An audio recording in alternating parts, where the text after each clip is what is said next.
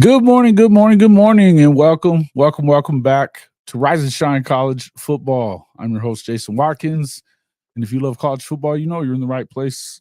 So before you forget, smash that red subscriber button, like our videos, and don't forget to ring the bell so you don't miss one moment of Hall of Fame college football. Welcome into the show, everybody. Eddie Black, thank you, man. I appreciate you saying that about this being the favorite show. Appreciate you. Eric Reherd, welcome into the show. Sooner Fan 71, Benjamin Cisco, Ryman Lemon, good to see you, man. Glad to see everybody in here. Mars Jams, my man. How's everybody doing this morning? Happy Monday to everybody. Glad everybody made it in. Hope everybody had a good weekend.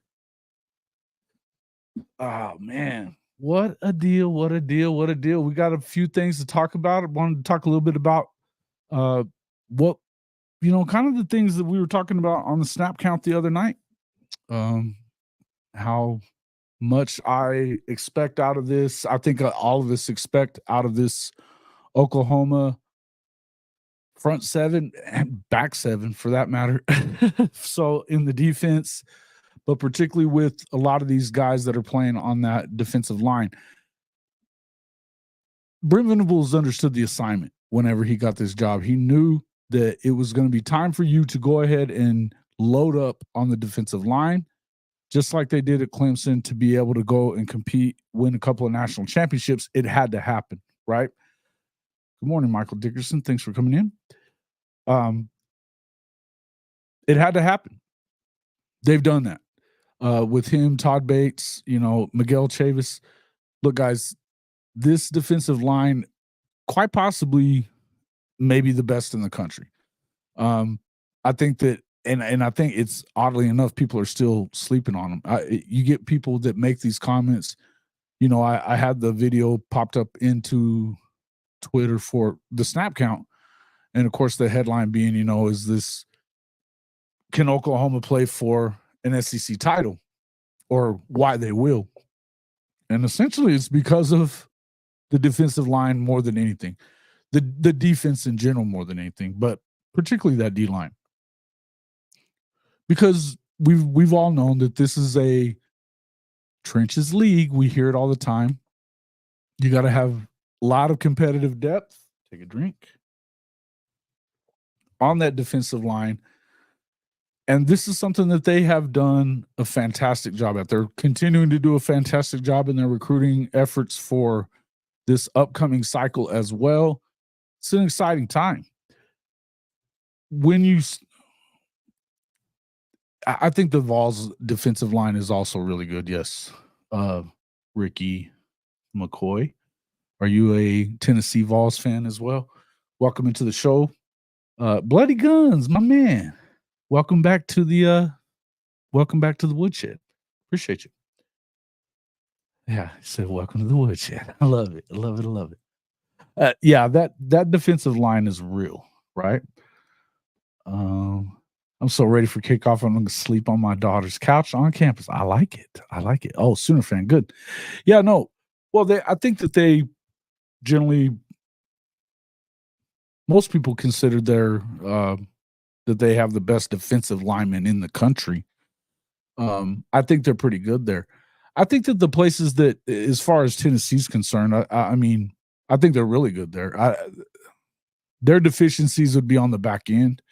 That's their big question mark coming in. They also have some issues on their offensive line as well, from everything that we're hearing.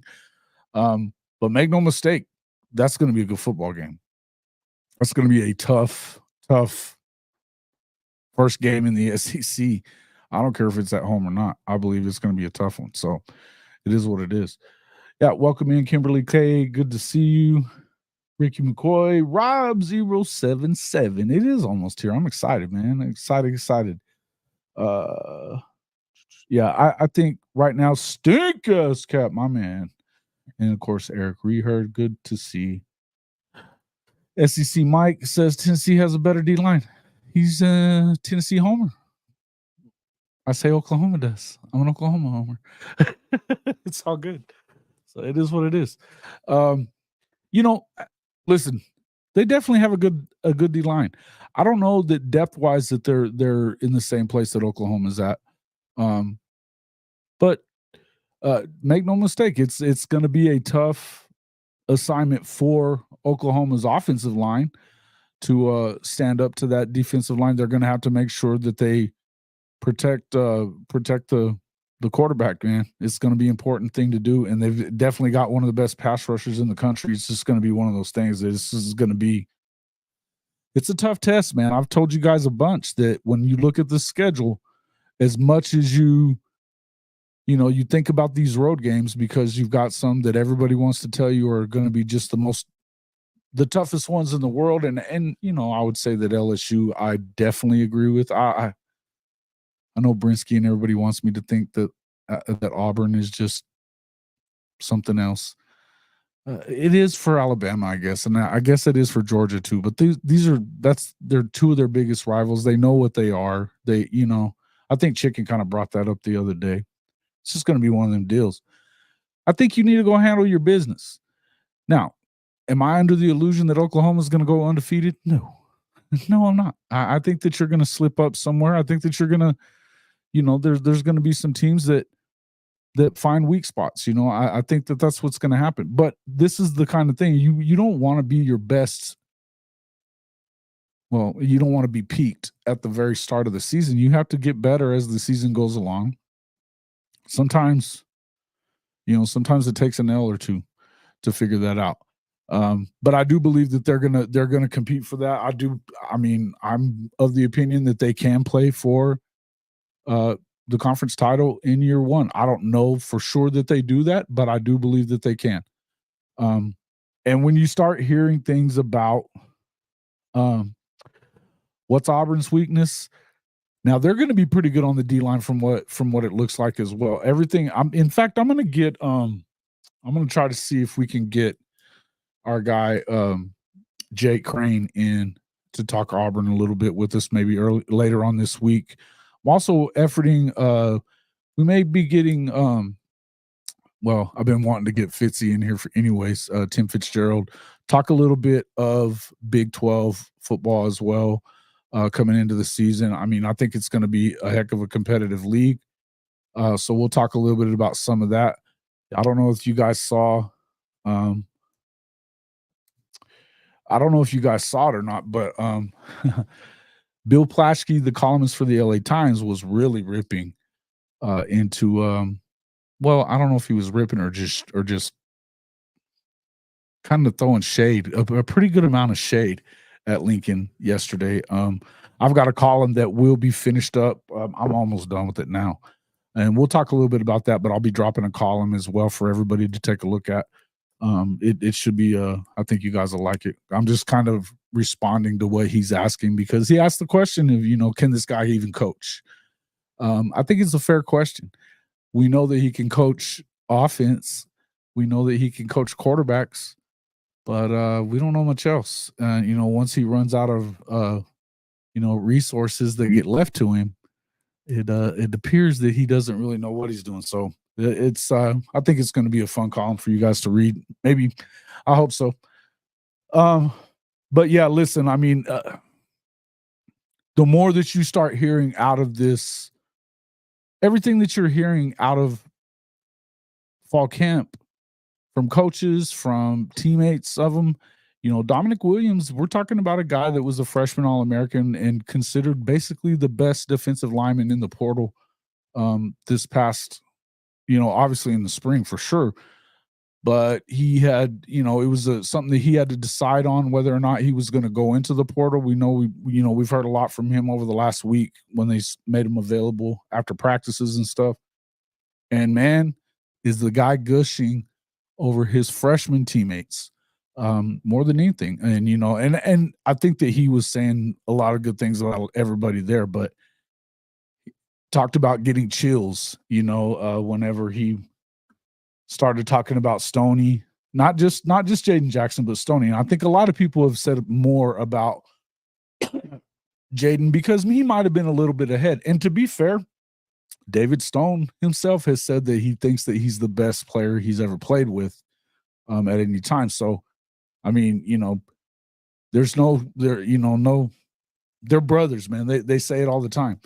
But, something that I saw on Sports Illustrated said while David Stone and Jaden Jackson impressed their high school teammates at IMG, they are doing the same for their teammates in Norman last spring. But not everybody was sold. They are now. Dominic Williams didn't get to Oklahoma until after spring, but this week during the early days as soon as preseason training camp, Williams has seen firsthand what makes Stone and Jackson different. They're going to be great, he says. I promise you that. I am so excited to see them play. It gives me chills right now talking about it.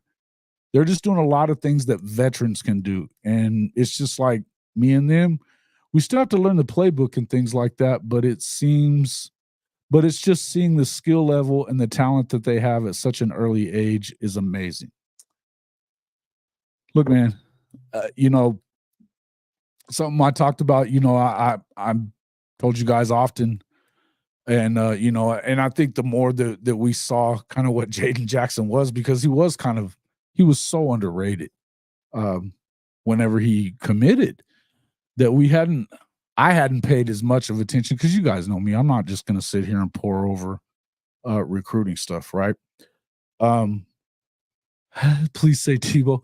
Yeah, the beta out west. Yeah, I got you. My bad. Anyway, I would tell you that I think that David Stone was the most important piece of that class last year.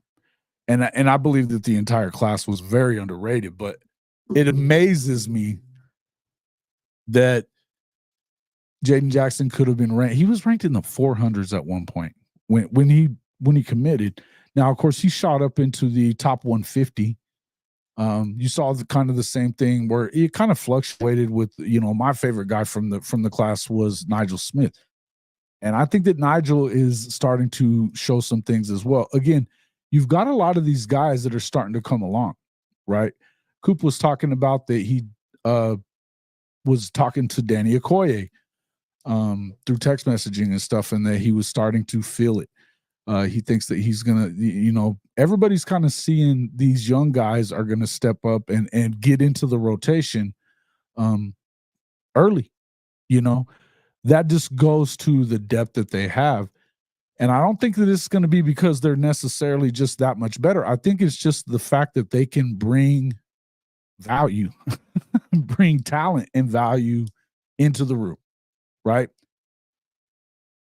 That's what you want. So again, we go back to this a lot, but a lot of these, talking heads and assumptions about Oklahoma and what they will and won't be is wild to me. As good as they are, this is another reason that I'm not really worried about the offensive line, is because they go up against this defensive line every day. And unlike when the last regime was in charge here, these guys are one against one. They're going physical every day. They don't, don't hit each other. They don't do the soft shit. They don't do it. So I'm saying, it's just one of those deals where you believe in what is kind of going on. Danny Okoye is liable to get some opportunities. I think that you're probably going to see a little more of him, more at the edges. But of course, you still got to remember that Ethan Downs is still there. Trace Ford, a healthy Trace Ford is an absolute problem. He was a problem whenever he was at Oklahoma State. The problem with him was that he was rarely healthy. You saw him last year, whenever he was healthy, he always seemed to be in position to make plays because he's just a stud, right? But Ethan Downs, he came on so big last year, so big in comparison. I can't say enough how much he really surprised me. But yes, iron sharpens iron. And when you've got a defensive line that's this talented, And you do have a bunch of guys that have some considerable amount of experience. Now, not together. And that's what you heard the guys that on the snap count say the other night, in not really arguing, but point counterpoint. And it was fair. It was fair to say it, but they hadn't worked together.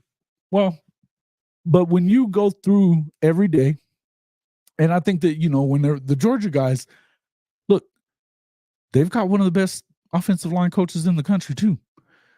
It's, generally speaking, the Joe Moore Awards generally either go to Michigan, Georgia, Oklahoma. That's just, the best offensive lines, that's where they are. So kind of an anomaly last year with Washington, and you can also say Alabama as well. We'll kind of have to wait and see. And I'm not saying that they're going to be the number one offensive line, but going up against what we think is probably going to be the number one defensive line, it can only make them better. It can only make them better. And they're certainly more competitive, So, yeah, I just think that these guys are in a position where you've heard Stoney say it, man. He wants to be in a position where he can start by the end of the year. I think the same with Jaden Jackson. I don't know that they end up ever as a starter, but they're going to be in. I think you're going to see them getting more and more time as the year goes on. Obviously, this is a game of collisions. So it's, it's not a physical game. It's a collision game. You're going through car accidents. There's going to be some injuries in places. So that depth is just so very important. And I think you're absolutely right. Stink, that in order for us to hit the ceiling, those young guys got to play. If they do play a lot, better look out. Yeah. No doubt. Yeah, listen, and that's the other thing. If you are planning to make a run into the playoff and hopefully make a run at the national championship, we're talking about 17 games total, right? This is why depth is so important. And this is why they added to that scholarship total of making it 105. I'm still not sure what I think about that just yet. And it's not because I don't want them to have more. I just wonder what they're about to take away. So it's kind of a weird thing. I'm just not sure what I believe in. On top of that, if they're going to start doing anything crazy, the NCAA, I think that they're still trying to. Well, you're seeing the stuff that now they're bringing this stuff back up about Michigan, right? They were letting the Big Ten take care of it last year, supposedly, and now all of a sudden they're coming back at Michigan when Jim Harbaugh's not there anymore. Neither is Connor Stallions. I'm not to take up for Michigan because I don't really have a dog in the fight and don't care. But why is it that, these guys that are no longer there that it was responsible for, because that was Harbaugh's team. Why would you now punish them at this point? Right? Harbaugh did all his suspension time. They still won or whatever. It is what it is. But I just think I just don't trust the NCAA any way, shape, or form. Yeah. I'm hearing the Williams, Stone, and I said they believe Jackson are going to dominate. Yeah. Listen, that's the other thing is Dominic Williams has impressed, pretty much everybody as well. You hold on, let me pull up this depth chart real quick.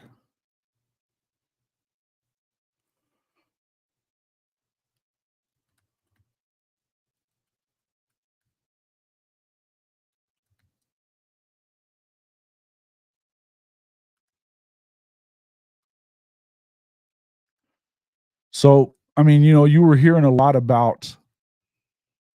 I love hearing what Hickman and Dominic Williams were kind of saying about each other because, of course, and I hadn't really thought too much of it, but the fact that they played against each other because Hickman, of course, being at SMU and then Dominic being at TCU, that's a blood rivalry too. They hate each other. You remember a couple of years ago, Barnett's last year there, they had a brawl out on the field, and Coach Keel got out of it, and it was a real thing.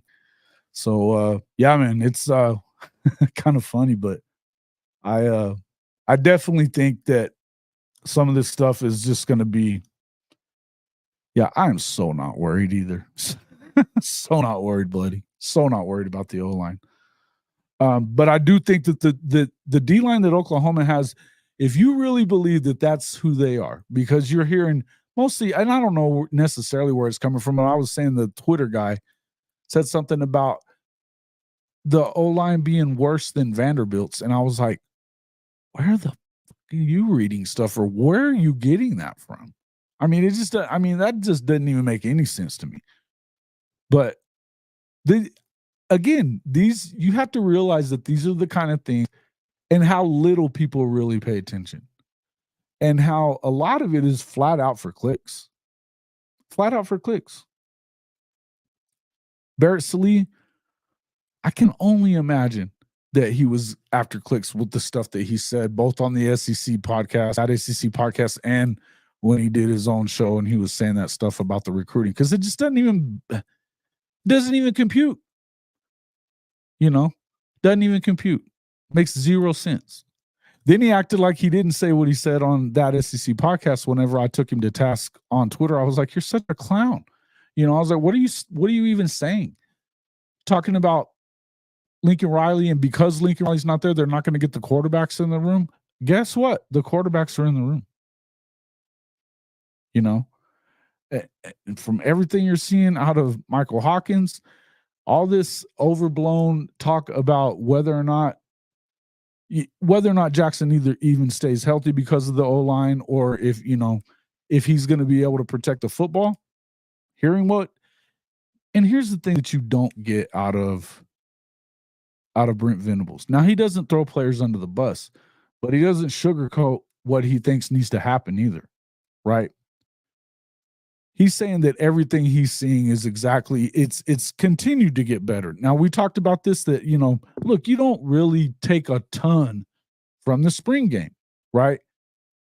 What I took from the spring, I didn't care about the touchdown passes. I didn't care about them giving up touchdown passes either on the other side. What mattered to me was seeing the smart things that he did. The pocket presence, moving around in the pocket instead of just immediately trying to get out of there and go, which you don't necessarily mind him, taking off some. And I think they're going to have some more design runs for him probably as well. But I don't particularly want to see him on the run that much, right? I really don't. That was a good sign, throwing the ball away instead of, throwing it into coverage. And as to what we saw on, and we saw that it was on 3, where Jackson was talking about it himself, that he knows that even in the BYU game and certainly in the bowl game, that he tried to do too much. He was, pressing a little bit and trying to force balls into places that he knew he shouldn't have. And it's just, that I think he's taken it to heart here's the one thing, there's a balance there too, because you don't want them to never take chances. Sometimes you need to take a chance. Sometimes you do, and he should trust in his arm enough to make some throws and fit into some tight windows. Now, there's a time to do it and a time not to, and that's the balance. But I believe that, you're going to see him. He's turning it loose. You've seen him make some great throws. The stuff that we've seen out of fall camp has looked pretty good. So, oh yeah, dude, they're clowns. Texas message boards. To me, that's the thing the other part of it, it's like I said, it's almost like Bizarro World right now. To give a Seinfeld reference, or I guess it'd be a Superman reference too, but it's Bizarro World. The fact that they lost all those guys to the draft and supposedly they just reloaded them all. Everything that they had behind them was better than what they had on the field last year. What are you kidding me? I just don't get it. Oklahoma's bringing back not just depth, but they're in talent, but they're bringing back very important, leadership pieces on the defensive side, and Danny and Billy Bowman, and I would say Ethan Downs and Woody too. And we keep hearing those things too. it's just weird. It's just so weird to me but all these new guys are just going to fit in perfectly, fit like a glove, no big deal. Texas is off and running. You literally hear them. They're talking about. This was a good one, guys. I don't know how many of you saw this. I don't know how many people are big on Twitter. I'm not huge on Twitter lately. I've been trying to stay off of it because I get pulled into conversations that I shouldn't be in. But I got to tell you, it was high comedy yesterday. They're fighting with each other over whether or not Quinn Ewers can overtake Vince Young as the greatest quarterback in Texas history. I don't even know how that.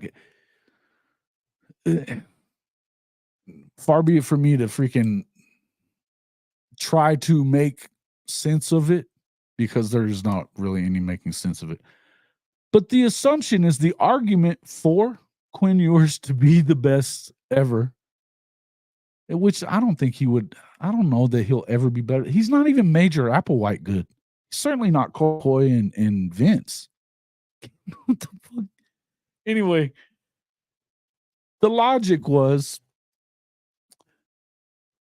that if they win the Natty and he wins the Heisman, that means that he will have won 3 bowl games as well as back-to-back, maybe back-to-back conference championships. So an SEC championship, 3 bowl games is what they're calling the playoff, which that's not really what it is. But that would push him past Vince Young. I think that's the most blasphemous thing that a Texas fan should ever say. Vince Young was that guy. God, I hated that dude, but he was that dude.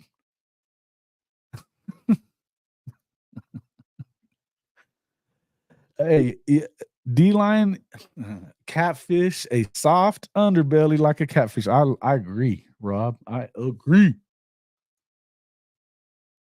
Clowns. Sooner Legend, what's up, man? Good to see you. Yeah, I love the underdog side of it. I really do love that part. But I mean, yeah, come on, man. Insanity, right? Cole, are you just jacking with me? Because there's no way he's better than Cole. Cole McCoy was a gamer, dude. He was a gamer. Now, Quinn may have a better arm. The intangibles are probably fine. But what the hell has he done? He won 1 game at Alabama. Alabama was not at their peak when they won that game. They play that 2 weeks later, they don't win. There's a couple of things that probably happened that kept them from. 10 points, they make the thing about, and good for them winning in T-Town, but yeah, come on, man. They wouldn't have won it 2 weeks later. Cole is way better than Quinn, though. Yes. I think that Sims is kind of this. They're the same. Stink. I think they're the same. I think that that's the difference. I think that those guys were all hype, and didn't get much done. Major Applewhite should have never been on the bench while he was there. Never. And they stuck him on the bench way early. Yeah. Yeah. And it's not even just that they're literally are assuming national championship. The talk was like, we're going to win the Natty. We're going to go, we're going to win the conference championship. We're going to play Georgia 3 times. I know Stat Guy said that the other night. I think he just did that to make me mad. But we all know that the brand has finally returned. Fuck your brand. Yeah, Major Applewhite. I think he was too. I don't think he's better than Major. But definitely no logic. No way, man. No, he won't. I'm with you, man. He isn't better than Colt. I thought you said he was. Yeah. Yeah, Onikuno their ass. It was hilarious, though. I was literally sitting there watching going, what the hell are y'all talking about? And then I started poking at them just to have fun with it, you know. I was sitting around on the couch just laughing and laughing. And I got them all riled up on Twitter, too. It was pretty funny. But I could not believe that literally this is where some of these folks were going. And I mean, they were like pissed off fighting mad. Now, the people that have at least a level head, Texas fan wise, they were like, are you, it's not only it's terribly disrespectful for Vince Young to even bring this kid's name up like that's a possibility. First off, in what world do we believe that Quinn's going to win the damn Heisman? With all new receivers. He may be able to make that offense go as well as it needs to go for them to do their thing. Again, I don't think that that's the reason they lose a lot. I don't. But when has he really won a game for them? He hasn't. He's not lost a few games, but when have you seen him go win games? Maybe you could say the Alabama game, I guess. But yeah, dude, he's soft. Absolutely. Oh yeah, man. And this all these Olympians from there, because that's what they do well is track and field and swimming and all that other crap.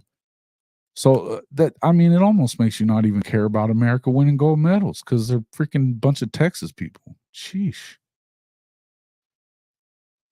You know. Hey man, would it surprise you if he didn't make it out of the Michigan game before you saw Arch Manning? That's going to turn. They want to make that into a fist fight. I promise you, they do. And everybody that plays Texas should want to turn it into a fist fight because that's the way you beat them.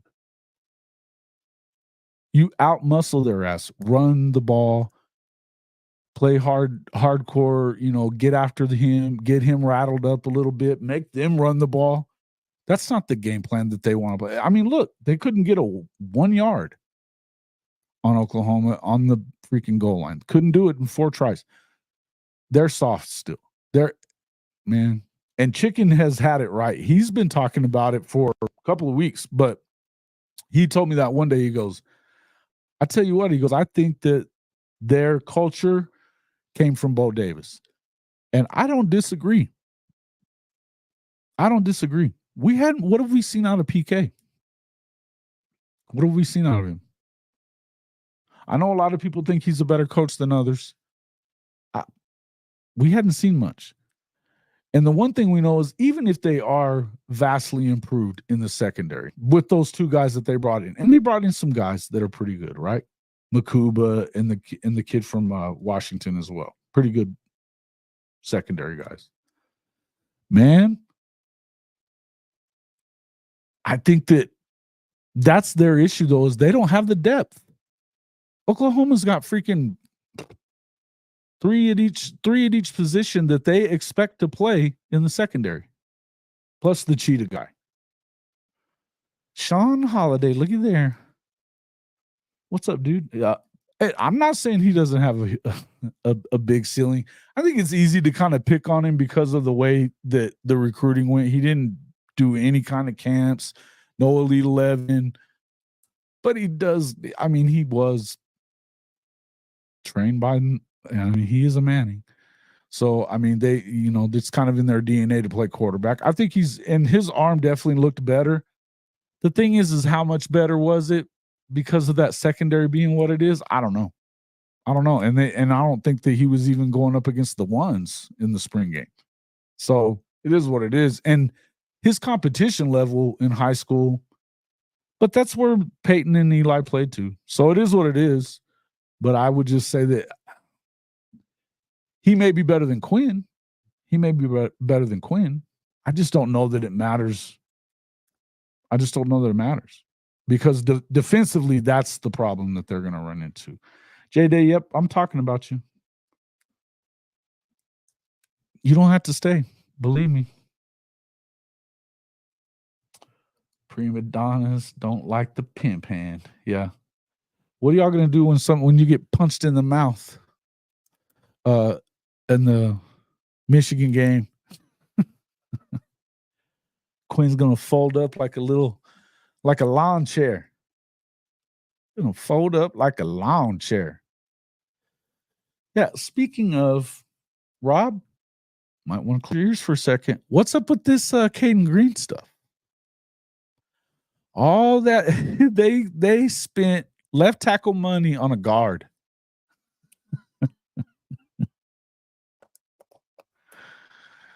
Oh. And I love the way the drink's saying, well, he's more comfortable at guard. Bullshit. You're more comfortable with him at guard because what he is. Oh, man, that guy is a trip. What a deal. What's up there, Ryman Lemon? Good to see you, man. Yeah, man. Too slow to play tackle. Hey, man, you're not wrong. You're not wrong.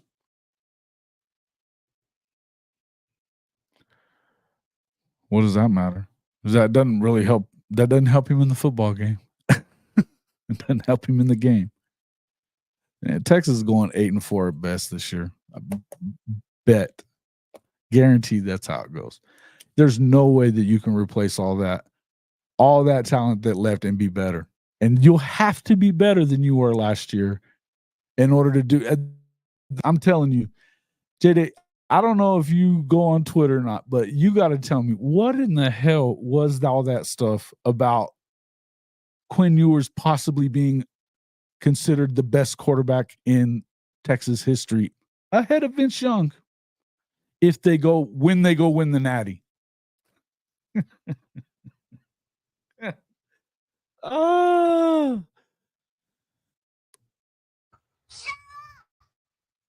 Dumbass. Yeah. Hey, man, that would be so freaking awesome.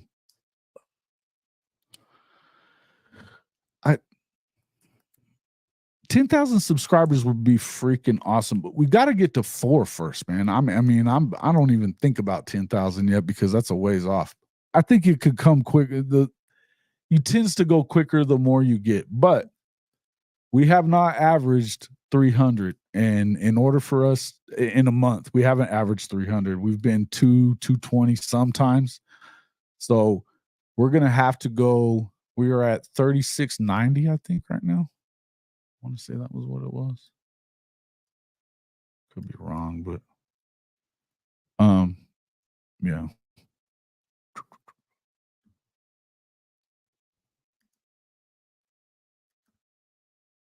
Let's see. No. What? This cannot be right. Oh yeah, 3697. So we're 3 away from 3700. I'd love to be at 4,000 by the time the season starts, but that would mean that we would have to get there in a matter of 25 days. It's not impossible. The one time we did do that, we actually did do that one time. The first December, I think we had hit 500 and we got almost 500 that month to hit 1,000. So that was a good month. But yeah, we'll see, man. Maybe with the season coming, maybe. But hey, that should tell you guys, make sure that you are sharing the stream with your friends, with the people that are not subscribers. We need them to subscribe. And the thing is the analytics say that there's a lot of folks that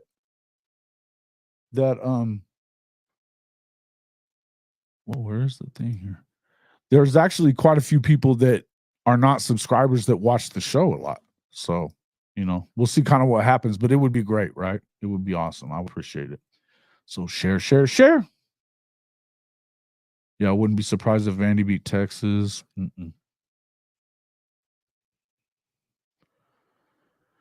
Yeah, I don't do all that. I mean, look, man, I barely remember to tell you guys about show merch and all that other stuff, which, by the way, you should jump in there and check out the show merch. You can also, hey, look, as I said, I don't have that other one in here, but I got this hat the other day from the Fanatic store. It's the same as the Pod merch store, except it's just Fanatics instead of Pod merch. hofmedia.us/pod-merch. So any of your regular Oklahoma gear, if that's what you're wanting to get, definitely go in there and get it, because you're going to get better deals by using our link than anybody else. We don't even really make a whole lot off Fanatics. Their little commission is like next to nothing. I don't care about that. I'd rather see you guys get good deals. A lot of times they'll have free shipping, which that's kind of a thing these days. If you can get it. Now, it's not always, but I mean, they have better deals every day than what you'll get just going through your normal Fanatic store. So if you're shopping there anyway, you should definitely jump on, take a look at that. I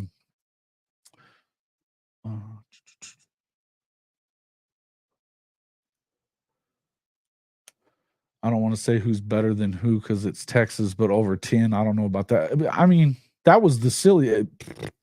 I ain't tripping. But that's tripping, thinking that there's any way that Quinn could ever catch Vince Young. I hate Texas. You know, I hate Texas. I don't know that I've maybe a guy or two that I've ever seen that have been better than that season that he had when they won it. Unbelievable. Made me want to throw up all year, but he was unfucking believable. There ain't no damn way. Ain't no damn way.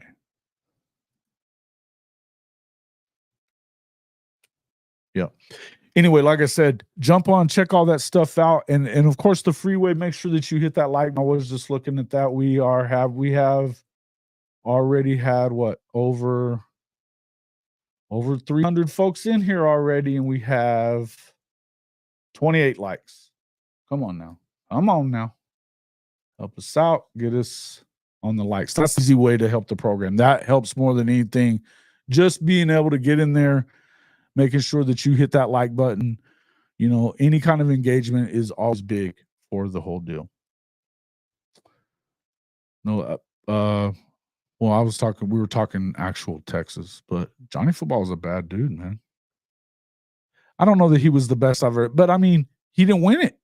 He won the Heisman. He didn't win it though. So no, not Johnny Football. He was a bad dude though. The white horns down hat. Okay. Well, we have taken those out of the store right now, but we're going to be doing some giveaways there, bloody. So if you can help us out with getting, hey man, bring some guys in here, help us get to that 4,000. As soon as we hit that 4,000 mark, we're going to give away some stuff. So definitely, and we'll pop. I can send a link and allow you to get some stuff like that. There's some white hats. We still have that. But definitely, man, it would be great. Hey, jump into the Discord as well. Hey, Ryman Lemon has done a great job in there, by the way. Added a lot of stuff that I wouldn't even have hell known to do it. Now, I was kind of telling everybody, well, I told Bishop Frank and I think I told Stephen G yesterday on Discord that, man, it's been kind of a long week for me, man. I've had some family stuff I've been trying to keep up with, and it's kind of had me on the run. So just been kind of tired and hadn't had a ton of time to be on there. I know I have never been great about being on Discord as much as I should be, but I'm definitely I very, very much appreciative of all the work that Ryman Lemon did on the Discord. And then of course we got Stinkass Cat as a mod in there as well. And then Stephen G is going to also be a mod in there as well. He can add some stuff with they're doing a lot of the gaming. So I don't know how many of you guys are playing the college football game. You should. The Discord link, you got to be a member, man. You got to get that membership. It's $3 a month, bloody. But that's the way to get in there. So it comes in. You're in Jay's Discord, okay? Hey man, but we do it a little bit different. So it's $3 a month, and you'll be able to get in there. Really, I don't even keep up with it once you get in once. So even if you just become a member for a month, that's another way to help us. $2.99 a month. You get that join button, become a member of the show. Look, guys, this is one of the things is, man, at some point you got to make a little more money in order to continue being able to get this thing going. I spent a lot of time in here, and I don't ask for super chats and stuff like that, but I mean, not that they would hurt anything, but I'm never asking for stuff like that. And I don't like begging for money at all, at period. The truth of the matter is that get to certain levels on our subscriptions, or subs and everything like that, and views. I mean, it's just tough to make enough to continue to put the amount of time into it. We're definitely working on some other stuff, working on getting some been talking to some people about possibly sponsorships and some other kind of stuff that we're trying to do to kind of up our game a little bit. And listen, this is kind of where you guys come in too as well. Is look, guys, I want to give you guys. I love interacting with you guys in here. That's why I've never been that guy to say, hey, you got a super chat in order to get your comments read. I'm just not that dude, right? Now, sometimes there's enough people in there that you don't see it, unless it's a super chat, which, but I do my best to make sure that we interact because I like the interaction stuff. And I know that that's probably the best thing about the show, but part of that interaction, I want to know what you guys want to hear. What do you want to see as new things on the show? What are some of the things that you like? What are some of the things that you don't? I think we're moving in a good direction. I think that this morning stuff has been good. It's been good for views for sure. I enjoy it, and it's kind of worked out pretty good. But yeah, dude, yeah, it was definitely really good. But yeah, let's see. Remember that 40% of super chats go to, yeah, they do go to YouTube, and so do a super chat. Look, that's the other thing. If we start doing super chats through we can do it through Cash App or Venmo, whichever you use. If you're going to use super chats, you don't have to give that money up. I mean, there's a small percentage if you take it out, but I got cards for both of them, so I wouldn't even have to do that. That would be cool. And I can make sure that I keep those popped in there if you guys are going to want to do that. But Eddie Black, thank you for the super chat there. You didn't add a chat to it, but thanks, man. And Sean D, man, it's always good to see you in here, man. I actually really like the fact that we have some fans that are in here from the other programs. Rob is one of our guys. I mean, you know how little we like Missouri around here, but we do like Rob. And JD's all right sometimes, Mostly he's always talking trash. But aside from being a Texas fan, I can always just do The this. brand has finally returned. F your brand. Orange Kool-Aid? Yeah. That wouldn't be the opposite, though. It'd be trolling Oklahoma fans. I'll drink the, the red Kool-Aid, crimson Kool-Aid. Yeah. Bro, I agree. And thank you for that, Sean D and Eddie Black, too. Thank you, man. Appreciate that. Let's see. Whoa. Stink ass cap, my man. Thank you very much, man. Very, very generous of you. Thank you very. Watch that USC live call-in show the other night. They wouldn't go past an hour without certain amount of money from super chats, and that's not me. That's definitely not me. I have seen them do that as well. He said they had to do like $250 to go 3 hours or something like that. I think I saw that one time. Definitely, I watch it because I like to see if Tim's gonna blow up, because there are a certain number of USC fans that aren't completely delusional and believing in Lincoln Riley's bullshit. But man, thank you so much for that super chat, Stink. You are the guy. You are my man. Appreciate you. Matter of fact, I did we've got the t-shirts. I got to get them over to Coach. I'm like I said, I kind of been back and forth from my hometown this past week, so I hadn't had time to get with him, and they've been kind of busy too. So I'll get over there and catch him right after this, and we'll get everything signed, and I'll get that stuff sent to you as well. Talking season's definitely almost over. Dirt burglars? Well, here's one for you.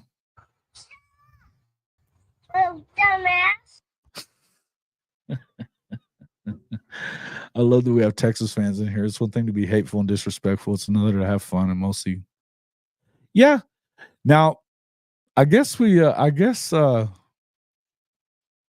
don't remember if it was, it may have been Stephen G. I don't know. Somebody, no, I don't know if it was Stephen G. Somebody did. Yeah, $100 an hour is a little much.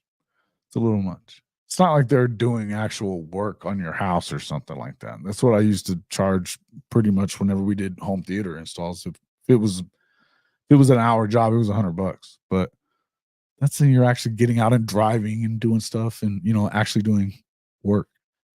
This is talking sports, man. It's wild. It's wild. Now, 1,000 people watching, I don't think that it's that crazy to think that you should make $100 on a stream. But $100 an hour is a little crazy. And you know me, man, I'm gonna go for a while anyway. That's how it always is. Perpetual delusion. Yeah, mostly. I guess, I don't know. Benji hadn't been around since I guess he got in timeout because he called Coop. I don't remember who did it, but he called Coop a moron or idiot or something like that, which I didn't see that, but I probably would have timed him out too for that. That's a little much. Yeah, right. Extra glitter. Hey, the glitter's what gets you in trouble there, Ryman. Come on, you know that. Come on, man. Yeah. Yeah. Oh, that was you, right? Yeah. Was it you that said that? True that. In California? Well, that's their fault for living there, kind of.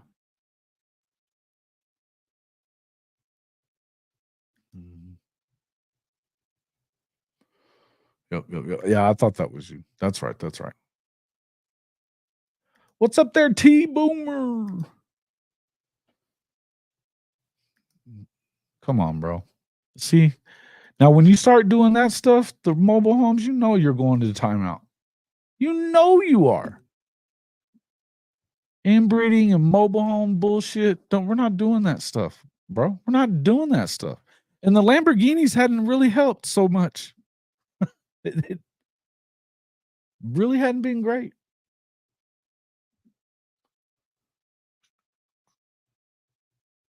Mm-hmm.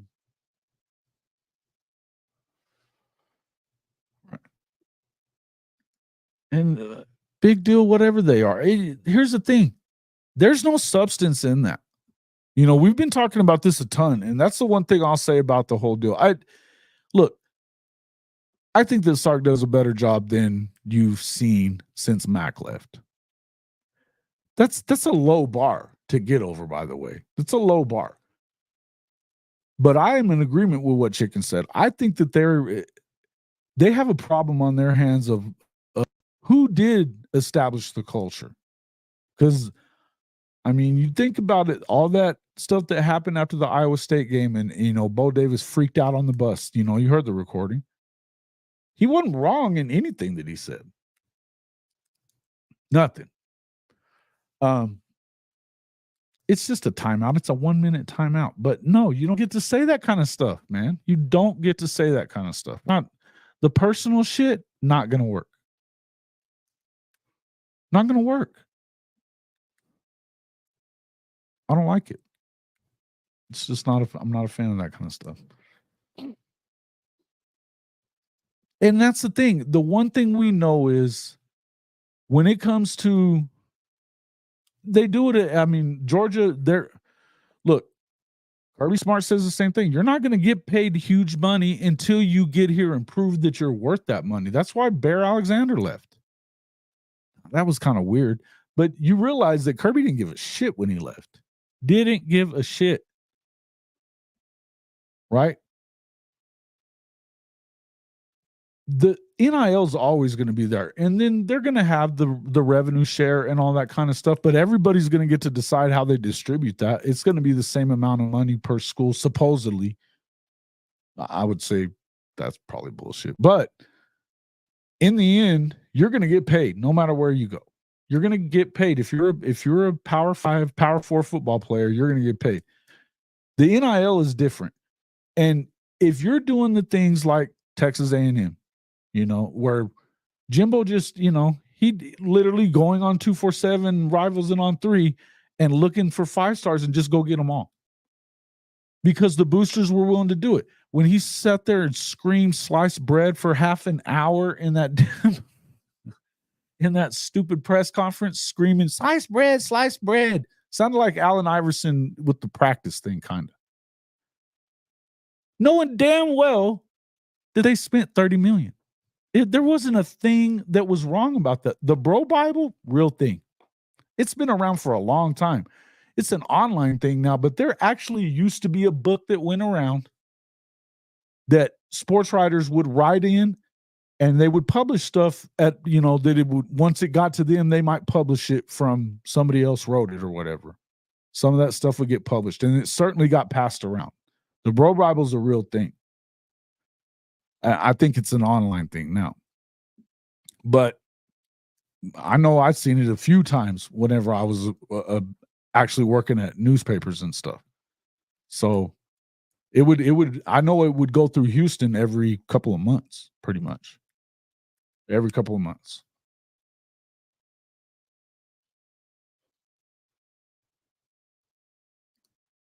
Oh, Beavos. Why take it easy on him?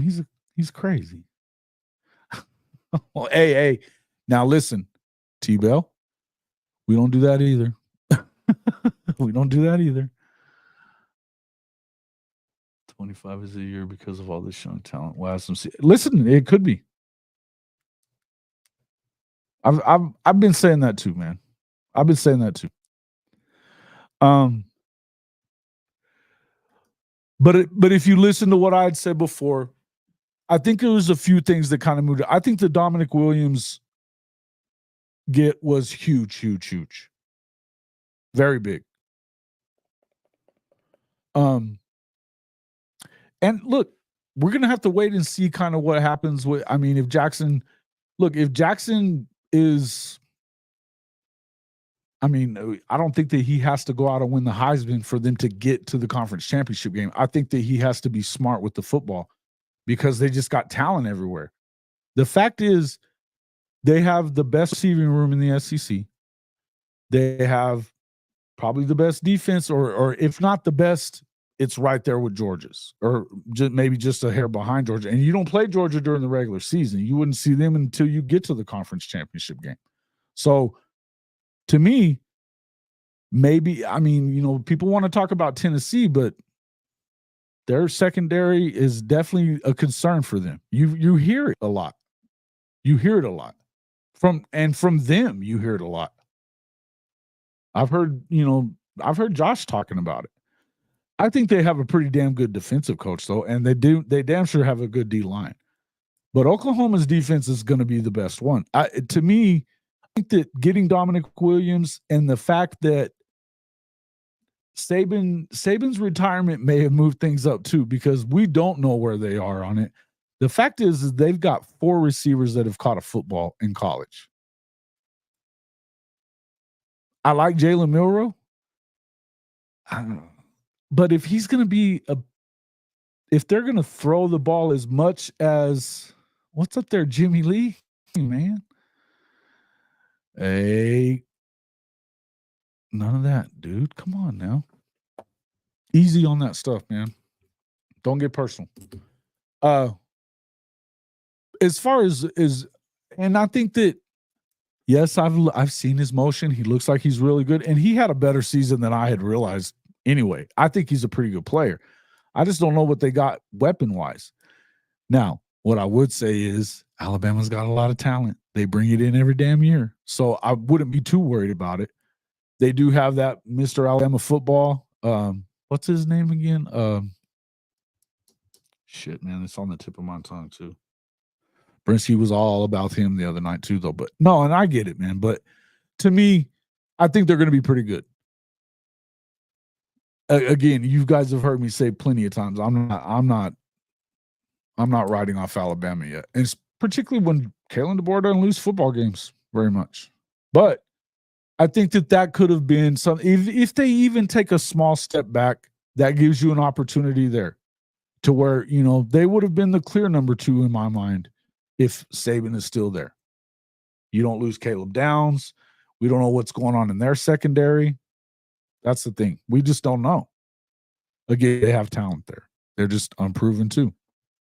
Now, LSU, though, is also, and the fact that they were not able to replenish anything on the D line, and their defense was so trash last year. How can you believe in them? How can you believe in them?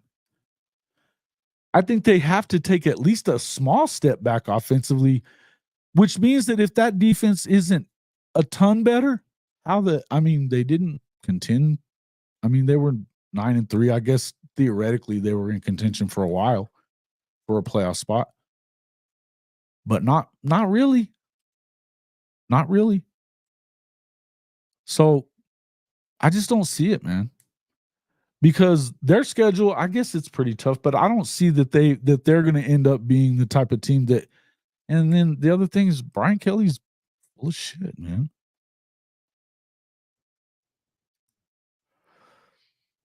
This is a good question, Ricky McCoy. The tempo stuff. You keep hearing that they're not going to always be in tempo. And this is something that you hear a lot from Jay. I don't know. I haven't heard them say that specifically, to be honest with you, right? I haven't heard them say that specifically. You've heard Seth Littrell talk about tempo. They're going to stay in their tempo stuff. I think that's all well and good, but I think that there needs to be a time that, and this is the hard part about tempo offenses, is that it's kind of a one-way thing a lot of times. You always go fast because that's just how you are. I would tell you I'd love it if they get in a damn huddle every once in a while. That's just me. But I do think running the ball, if they are going to put more emphasis on running the football, and you have to, but that's just all part of complementary football. I'll tell you this much. Lincoln was never better as a play caller than that year that he was with Stoops. When Stoops was like, hey man, we got freaking P. Ryan and Joe Mixon. Run the fucking football. Stop throwing the ball. And they had great receivers and Baker, but you got to run it. But whenever he was holding his feet to the fire, that's when Lincoln was at his best. Was he actually learned his scheme downhill running better than I've seen any air raid guy do it. Any of them. And as a matter of fact, I heard Leach say a couple of times, he goes, that's not the air raid anymore. That's not what he does. Which was just him poking at Lincoln. But that's the reputation Lincoln got, was run the ball downhill. It wasn't a bunch of side-to-side shit. It was running downhill. And that was because Stoops made him do it. But that made him into a better play caller, no doubt. It could hurt him, though. Yeah, Bama does have a good running back room. I agree. Bishop Frank, what's up, my man? Good to see you. Lab in session. We are labbing a little bit. He is? Yes, I added him as a mod. He was asking about it, and he's doing a lot of. I told him that everything that you had done. Obviously, he knows that you're the one that did it. I appreciate it too, man. But I wanted to just kind of take some of the heat off of you guys. He's got, as far as not that we kind of talked about it before. If you don't give me a reason to make rules, I don't make rules. You know what I mean? It's kind of cool. But I am so appreciative of you guys because I wasn't going to get any of that done. What's up, Stephen G? I think I put it. If I got it, I'm pretty sure I made him that. Did you check that, Stephen G? I'm pretty sure it worked. I thought it did anyway. Anyway, yeah. You are a mod though. Yeah. Let's see. What else we got? I'm skipping over since got through some of that stuff. Bear's a good example. Dude would be on his way to the first round if he stayed at UGA. Now he's just a guy at USC. Yeah, and I think, I mean, talent-wise, man, his size and his talent, maybe, but I don't know, man. He definitely lost 15 pounds when he got to freaking California because of the yoga guy. And do they help him this year with Coach Henney and stuff? Maybe. And he, I've seen that he looks like he put some muscle back on and that kind of stuff, but I just don't buy it, man. I just don't see it. I don't know how they're going to be able to turn it around. And that's the thing. If you saw what Plaschke was talking about, it was just, he's been really good with pro level quarterbacks, guys like, Caleb Williams and Baker and Kyler and, Jalen Hurts, guys like that. Spencer, he didn't do much with. Now, Spencer obviously made it to the league, but that's because of arm talent. It wasn't because of Lincoln. I still think that he's a short timer in the league, though. I don't think Spencer's very good myself. But I don't know what I think about Miller Moss. I mean, I think if Lincoln likes him, he's probably going to be okay. But even that's what Plaschke was saying. He goes, they beat a crappy Louisville team that was basically nothing like it had been during the season, and made it look like, they made it sound like it was a big, huge thing. They were an eyelash away from going 6-0 to 0-6 anyway. So to me, you're going to have to see it. I think that it's in a situation that it's bad. Now, Plaschke did say that he didn't think that they were going to fire him this year. I think if he goes 7-5, he'd be in deep shit. And maybe they don't fire him, but it wouldn't be. I mean, he's boiling now. He's boiling at that point. And if that happens, who's to say? Who's to say, I would think that, I don't know. I think it would depend on what it looks like. But I am of the opinion that they've already had a replacement. Matt Entz is his replacement. I think he is.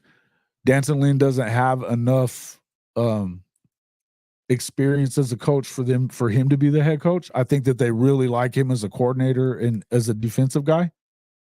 But that's also what Matt Entz is. And if you're not, if you think about what made USC what it was, yeah, right.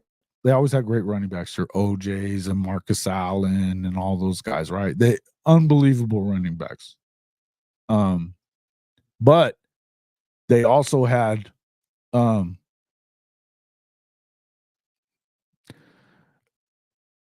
great defenses at Southern Cal. That's not what they are anymore.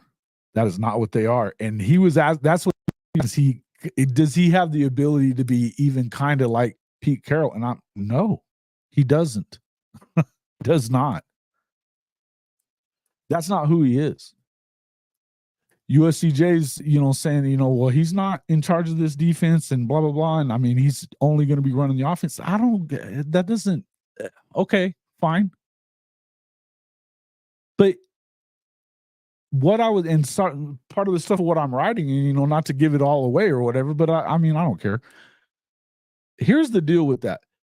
He never learned, and here's, if you think back to when, because Leach was only at Oklahoma for a year, but that offense had been so bad. I was going back and looking at how awful they were under Blake. They were trash. Complete shit. What did they go? 3-8, 3-7-1, and then 4-8 in his 3 years. Oh, putrid. And losing the last 6, he lost his last 6 games at OU, and literally they were scoring 7, 10, couple of blanks, on Blake was, for as much talent as there was, what the hell was going on there? Because I even went back to the year of that dickhead from Miami, and he went 8-4. That was wild, man. I've thought all along that 25 is a year because of all this young talent we'll have seasoning. And look, man, and that's what I was saying. I've been kind of the same way about that, right? But I also think that some of the stuff that happened, bringing in Dominic Williams, if that defense, progresses to the point, and I mean, look, this is the beauty of what he was talking about with, having Dominic Williams talking about Stone and Williams. The problem at USC right now is they don't have that depth. Whatever they have in Bear and then Anthony Lucas and those guys, okay, whatever. You have to assume in order for them to be able to sustain anything, right? And I know that they did get a couple of guys from UCLA that came with them, but you got to assume that none of those guys get hurt. None of them. And he was saying something about that they're not necessarily done with guys that are in the portal and stuff like that. Who the hell's left in the portal that's really going to help you? Because if that was the case, you'd already have them there. There's no two ways around it. You'd already have them there. You don't just shit out a defensive lineman. We know. It's just wild thoughts. So to me, I don't feel like that's even a thing, right? If your life depended on you making a correct prediction, what's OU's final regular season record? I've been saying 9-3. 9-3. I could see 10-2. I could see better, but kind of depends. Yeah, I would say 9-3. I've been on 9 because I definitely don't see them, running the table, going 12-0 or anything like that. I mean, I think even when you have the best team in the country, it's just kind of far-fetched to do, and Oklahoma really hasn't done it. I mean, the years that they should have been undefeated, they just didn't do it. They always seem to have a hiccup game. Now, hopefully that left with Lincoln Riley, but at some point you're going to have to I just think that there's a lot of games that I was saying the other night, even if let's say you go and you get through Auburn, which again, I think that they do. Let's say you beat Tennessee, you go ahead and beat Texas, right? Between the Ole Miss game and Texas, you've got Lenore Sellers. Lenore Sellers is a bad dude, man. The guy's a bad dude. And they've got some guys that are fast. Hell, Coach I's nephew probably going to start in the slots. But Nick Harbor, the guy's one of the fastest dudes in the world. He's going to be an Olympian by the time they roll back around. He's going to be an Olympian. And plus, he's a stud. Though that's a scary game. Not to say you shouldn't beat them, but that's a trap game. I think that Ole Miss on the road's another tough one. I don't know that I completely believe in Ole Miss. I know I don't believe in Missouri. You guys already know that.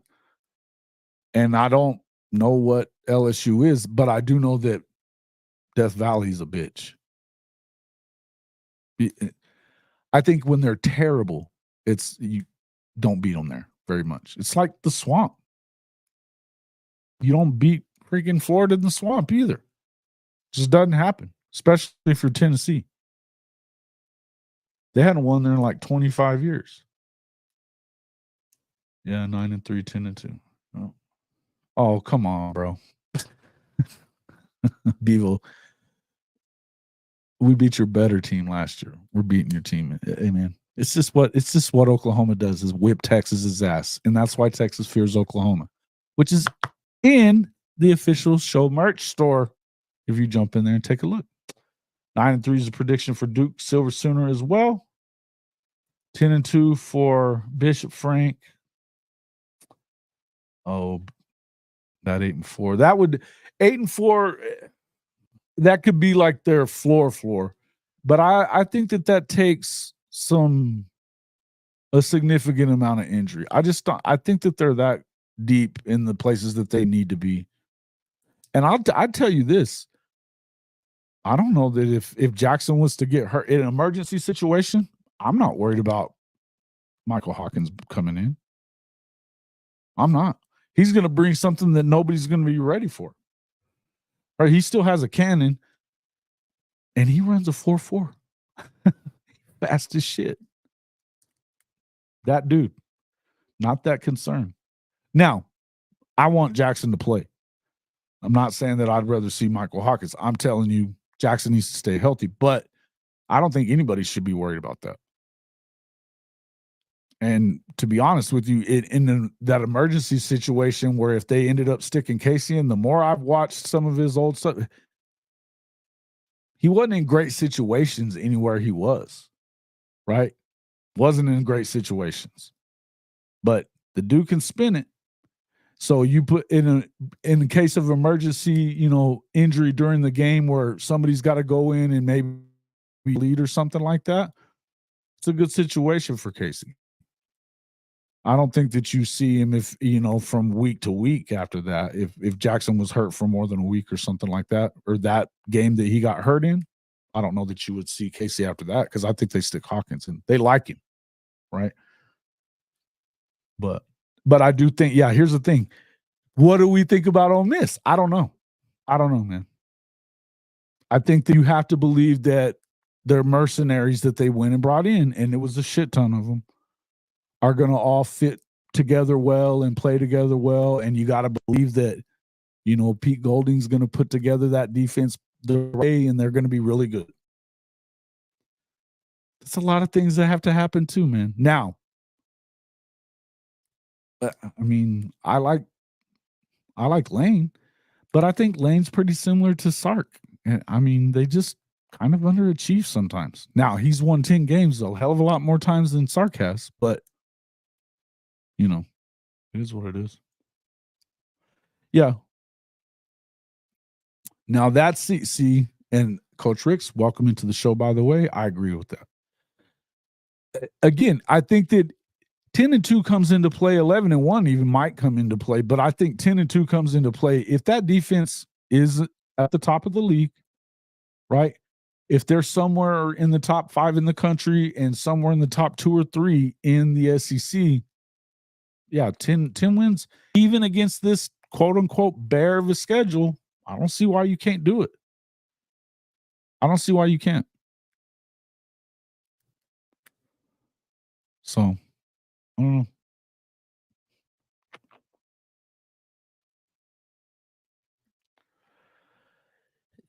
Here's the thing, though.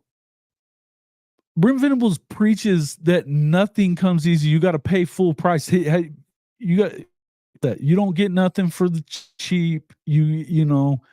Nothing comes easy. You got to pay full price. He talks about that all the time. And there is no way, following what happened in that first year when they didn't have a quarterback, there's no way that he overlooks or is overconfident. Never. That's not, again, that may be Sark. That is not Brent Venables, man. The one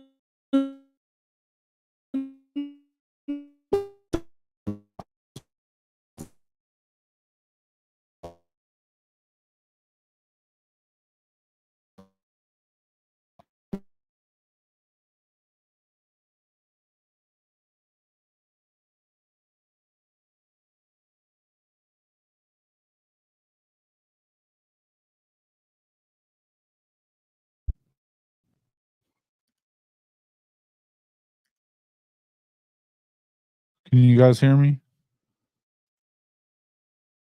I don't know what just happened. Wow. Can you guys hear me now? Give me a 1. You back? Okay. Yeah, I saw that. It glitched out. Shit. Okay. No, that what I was saying was one thing that you should love about Venables is that it's a consistent approach, man. He talks about it all the time. If you don't think that this is going to be the hardest thing, this is going to be the hardest thing that you've ever done. Don't come here. Don't come here. He believes that. And that's what he recruits on. And that's what, and I love that. This is what Sean D was talking about earlier. thing that they're not telling you this is that you are entitled to shit or that you can overlook anybody. He says the same thing all the time. You get what you earn, you pay full price. You don't get discounts. There is no shortcuts to anything. You have to outwork everybody, and you have to be. Look, the one thing I know is that this football team also wants to win for him too.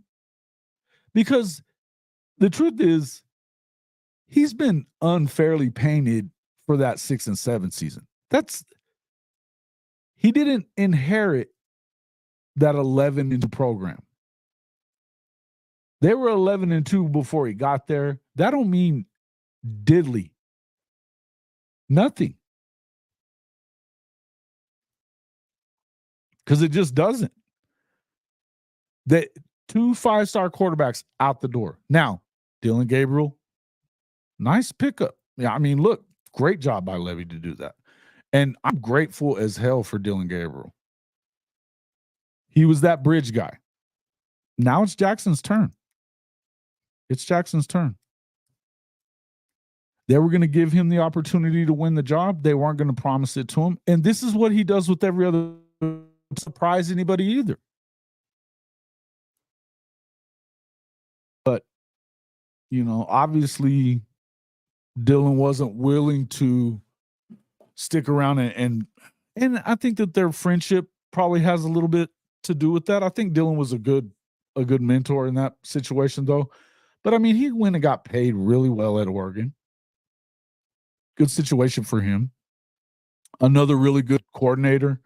Look, they got a hell of a coordinator over there. And they don't throw as many deep balls. A lot of short passes and stuff that you see out of them. Right? A lot of that kind of stuff. There's that, what's his name again?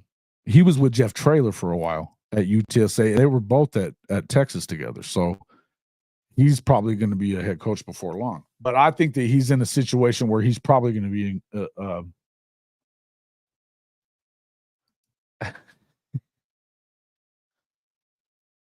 yeah.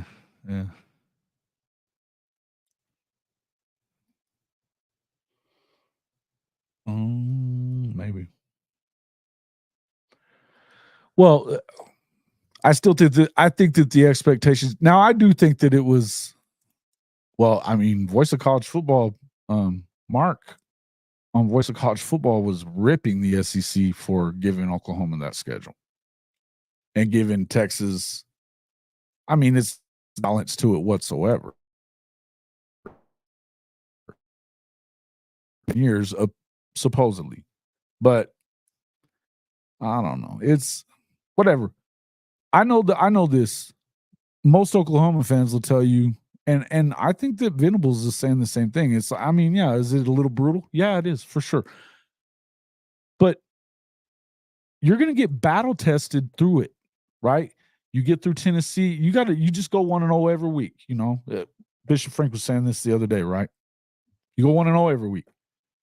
You lose one, you go back to you go back to work. Back to work. This is all you do. But your job is to go, it's week to week here. And it doesn't allow you to look ahead, really. It definitely doesn't allow you to look ahead. I think the one concern that you would have is if South Carolina comes into that game and they're already kind of in the tank, then it would be easy to maybe look ahead there. But that's the only game that I think that they will look ahead on. The only one. I don't see them looking ahead in the non-con in the early season. The main game, I mean, they're not going to, I mean, that's not a test. You're probably going to end up with a bunch of backups, young kids playing in that game, which is cool. That's great. You're getting ready for Alabama next week anyway, so that's good. But there's just really not having those days off, you're going to get battle tested. So to do that and with the depth that you have, yeah, listen, I think it may even benefit Oklahoma to have that schedule. It may. It's definitely tough.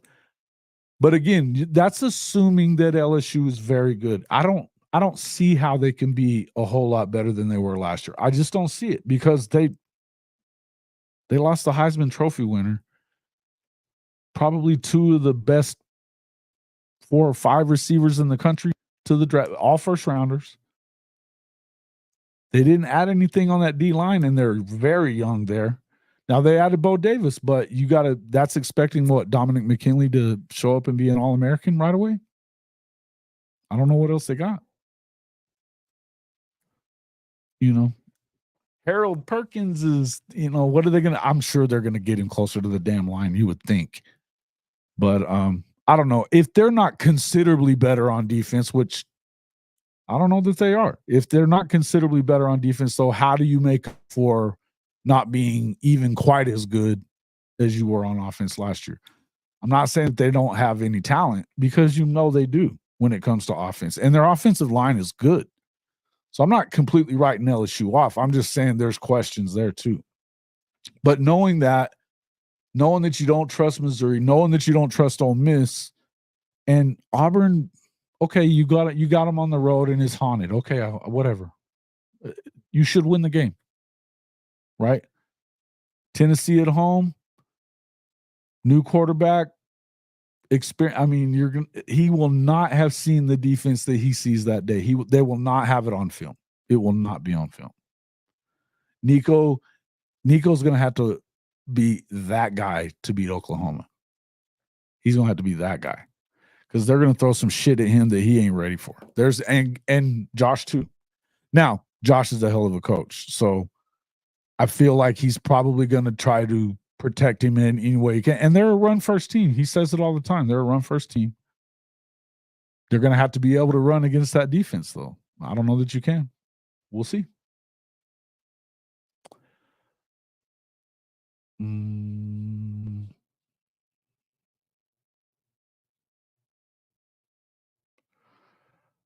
What do you mean? You'd realize that everywhere is a hostile environment when OU goes there, right? None of that shit matters. Guess what? This team that you have hasn't done shit in a hostile environment, Bevo. Nothing. They're just as new to it as anybody at Oklahoma is. Just as new to it. None of this matters. None of this matters. Tennessee's coming to Oklahoma.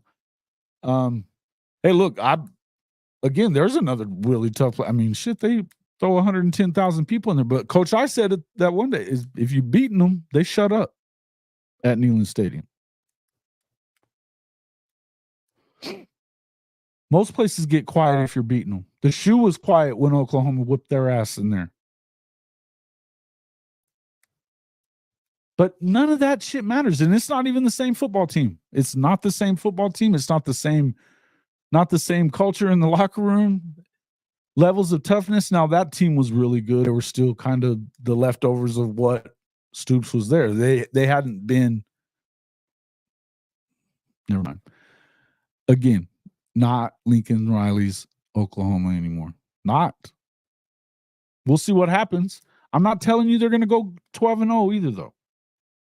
Not telling you they can go 12-0.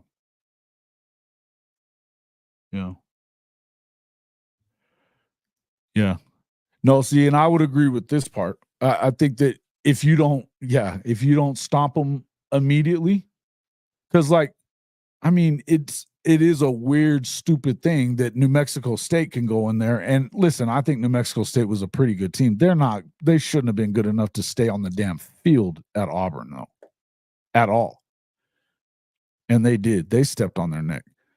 And I get it. They overlooked them. But if you can lose to them, then Oklahoma can go in there and handle their business. But you just can't go and play with your food. You got to get it done. And on the road, I think that's the one thing is Bubbles keeps talking about all the digging that he's doing in all these games, the pre-scouting and all that stuff. He's expecting a bunch of one-score games. That's what he expects. If you look at what the projections are, you've got people that are saying 7.5 or whatever, but that's because they're going through, and really all the lines, they've got 6 toss-up games. 6, according to Vegas. or CFB professor in those guys. They got 6. So with that being the case, that's what you have to look at is, look, man, there's going to be some tough ones, and he's expecting that. That's what they expect. So I think that you have to, that's why defense is it's of a premium, and in the trenches is of a premium. That depth is so important, man. And just not turning over the football. Okay. Yeah, they did. Dude, again, here's the one thing I would say about it, and I'm not trying to be a Levy hater. I'm not. I know there's plenty of those probably in the room right now. Levy, there was times that I really didn't understand what his goal was. It didn't look like he had an actual plan. You know how I think Sark does this. When he doesn't have a script, he struggles. And I think that Levy didn't script enough. We know this. Seth Luttrell has more experience as a play caller than Levy has. Period. Levy never called plays until he got to Oklahoma. He'd been a coordinator. He'd never called plays. And again, man, you can say whatever you want about, and I'm not one of the people that's going to sit here and go, well, bullshit. Oklahoma State won because of the officiating. Period. Should they have allowed it to get to that point? No. And Levy's shitty play calling, like direct snap to a running back who hadn't seen fucking any time in the game in a month, why the kid was even in there, why that play is called there, and why Gavin Sawchuk isn't in. I mean, part of that's on DeMarco, if you ask me. I want to see change. That kind of shit is the things that get you beat. But you're talking about 2 games that were one score. I mean, literally one score games, a couple of points, both of them. It could have went the other way too. And yeah, they could have lost. They could have lost the UCF game too. They could have. Injuries played a part. They've got more depth than they did last year. They've got more depth than you got, Bevo. You got more depth than you got. And again, of course, they got to go prove it. I'm not telling you that I'm not telling you they're going 12-0. I'm not telling you they are. I'm just telling you that my expectations would be the losses. I could see them losing. I could see them losing Alabama. Okay. Home or not, I could see that happening. I would think that if you're going to get them, this is the best way to get them is, first year under a new coach. Questions in certain places, including that offensive line. Not, you know what I mean? There's some issues. That secondary and getting them at home, there's an opportunity. But I could see a loss there. I could also see a loss at Auburn. I could tend to see a loss. I could see a loss at Ole Miss as well. And I know I could. And I mean, look, I don't really think that much of LSU, and I don't even expect to win there. That's the game that I've kind of like, probably not. I know that Sooner Legends has been saying that's an upset win. Yeah, that's true. But again, but look, make no mistake.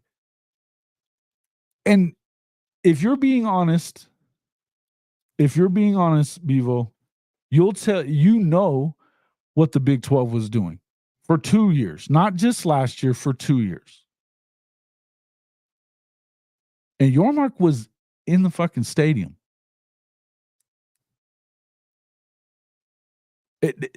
There's no way you can look at that play. Stoops getting tackled out of the end zone, still catches the ball, but he's already out of the end zone.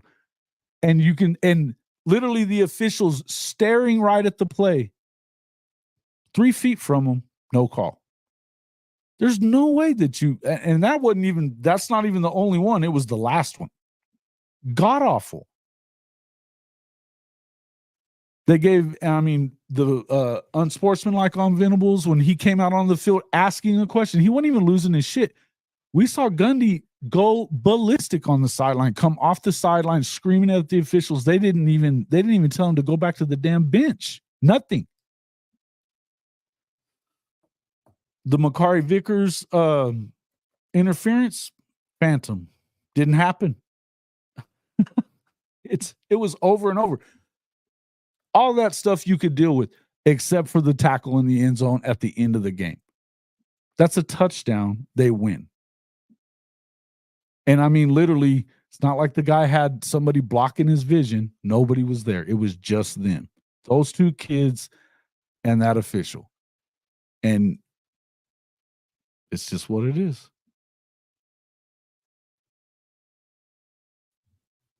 Oh, you believe had what? Yeah. Hell no. See, that's what I'm saying. Yeah. Yeah, it was 3 total that year, the 2022. Yep, you're not wrong. That's absolutely right. And that whole deal, look, man, this is what this last year, I wrote a column about this, when all that shit started and he was there at the Red Raider Club in Lubbock and all that stuff, saying all that shit.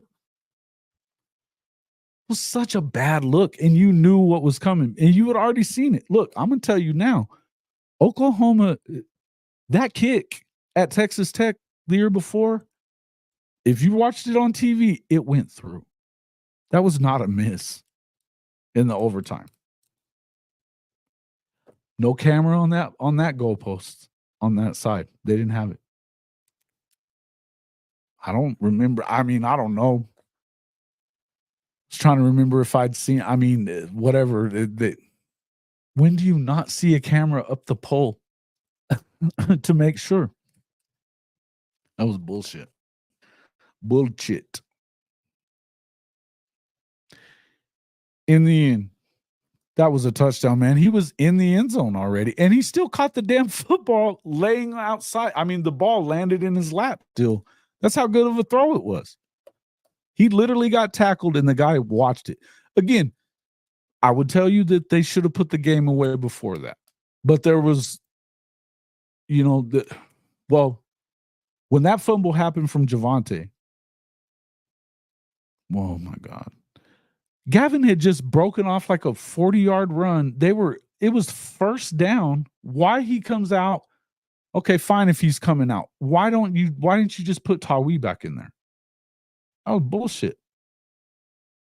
Put Tawi back in. Tawi's a dog. He was that guy that got you them hard yards. Love that kid. It made no sense. They were about to go up 17. Then over. So that's definitely, there's part of it that's definitely on Lebby. He called a shit game. He called a worse game the week before at freaking Kansas. They lost by 4 in that game. I mean, Jason Bean had double the pass attempts of Dylan Gabriel. And why? Because Dylan threw a pick 6 early. The only one he threw all damn year, and you're freaking out over it. It's an early one. That was the other thing that I didn't understand about Lebby. It seemed like either he let him go early or he didn't. And if he didn't let him go early and he didn't get a rhythm, it was, the SMU game. Remember how he kind of took his foot off the gas against Okie Light the first year in, the Bedlam game in Norman. They're up 28 freaking nothing, and they just then they just stopped doing anything. It was so bad. Definitely regressed a little bit after Texas too, though. No, you're not wrong. But the injuries had a lot to do with that, I think. They gave up 35 after the injuries to Stutzman in the last, 4 games, I think it was. They were averaging under 20 before that, and then they were giving up like 35 a week. That's a lot, man. It's a lot. Yeah. Yeah, and I think Jason Bean had like 38, something like that, 36, 38.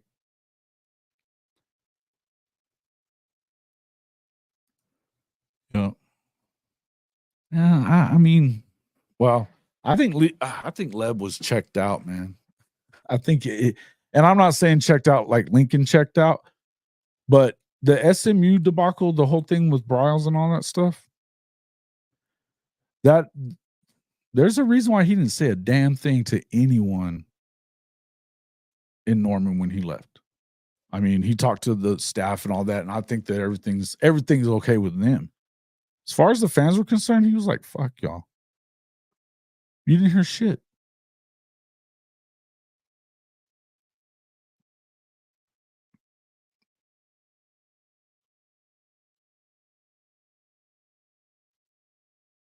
Yeah. Yep. Yeah. Shit. See, told you. Yeah, it was a bad. Well, if you guys remember, K. Chris came on. He was like, "You got to go." on our post game show. He was the first that he said, "I'm just gonna go ahead and go." Jeff Levy, you got to go. I had to talk his ass off the ledge. I was like, "Whoa." That was the Kansas game. That wasn't even the after the Bedlam one. After the second, just after the Kansas game. Felt like there was times that Levy took strays that he shouldn't have. But then again, the more you again, I would tell you, there was times that you just didn't understand what his goals were. What were you trying to accomplish? Because I don't get it.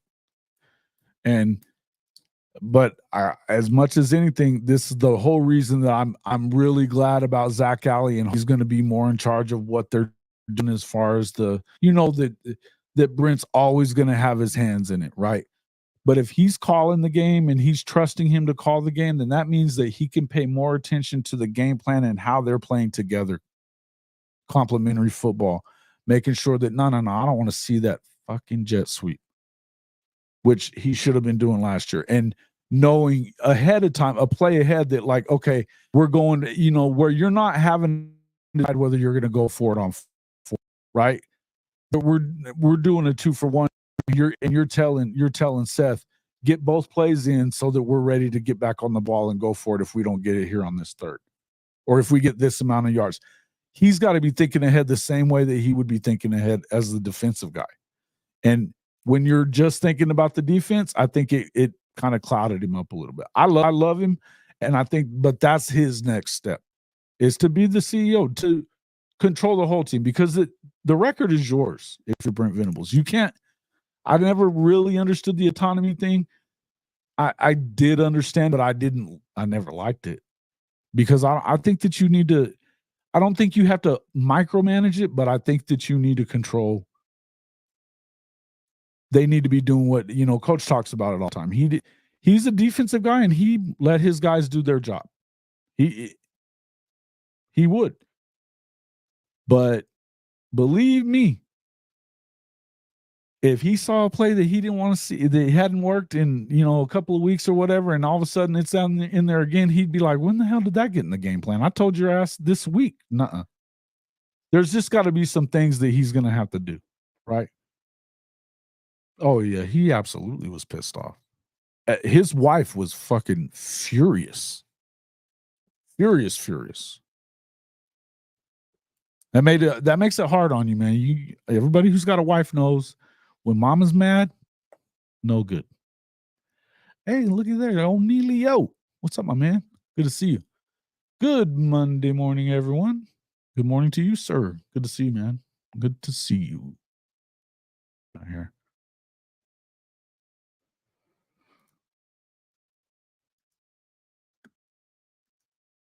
Let's see. Yeah. Yeah, and it is. And look, I'm just going to say this again. I'm not convinced. I am convinced that was all bullshit. There was not a standing rule in place about him not being allowed there. That was a reaction to the reaction fan base because of Parker's little ass. That's what that was. Are you insane? Bevo, they're vastly underrated. Bro, stop it. Hold OU's wide receivers. I agree. Yeah, good luck with that. I mean, you got bookend guys that are 6'4", 6'5", that are dogs. Better. I mean, far say anybody's better than Rodney, but Nick might be as far as talent's concerned. Rodney was a dude, different positions, but cut from the same cloth, man. And I mean, shit.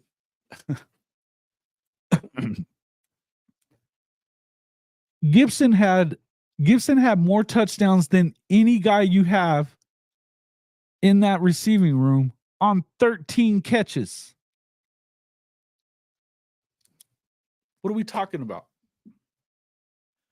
And then you got Deion Burks and Andrell Anthony and Farouk. What was you guys' answer for Farouk last year? Get out of here.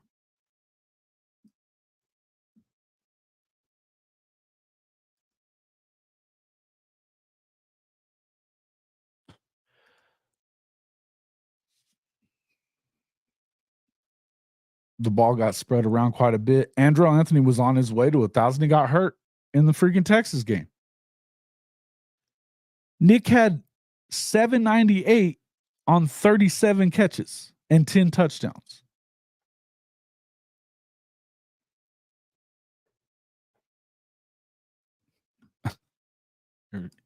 You're insane, dude. Not physical enough. That's your football team you're talking about now.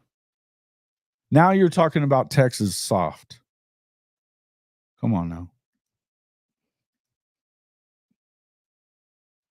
Dude, stop already. I'll show you what they had.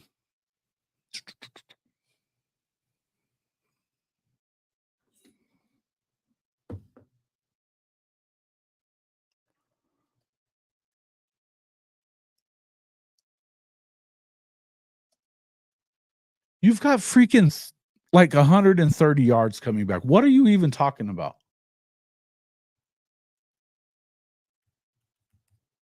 It doesn't matter if any of them get 1,000 yards, by the way, anyways. It doesn't. It's how many the total is and how many touchdowns they get. We got your ass anyways. We beat Texas either way without 1,000-yard receivers. So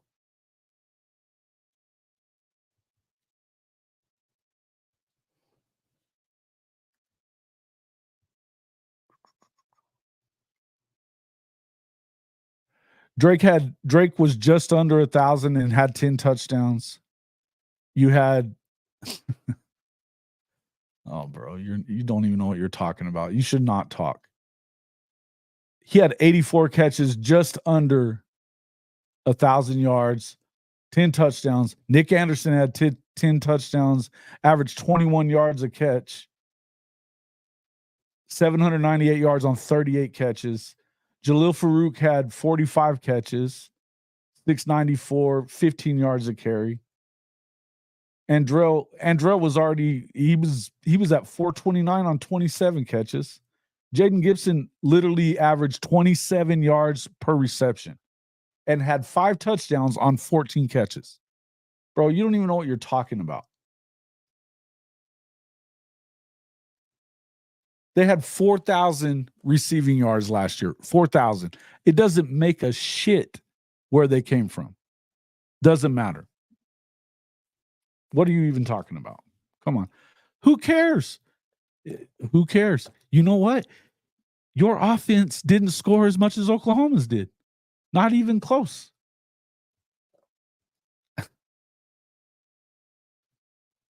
Sputtering old Quinn. Full of shit, bro. Chicken.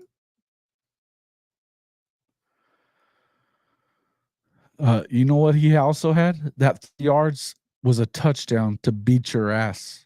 And who guarded him?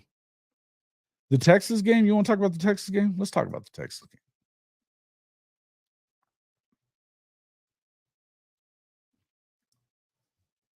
Let's talk about the Texas game. So you can be quiet and we can move along.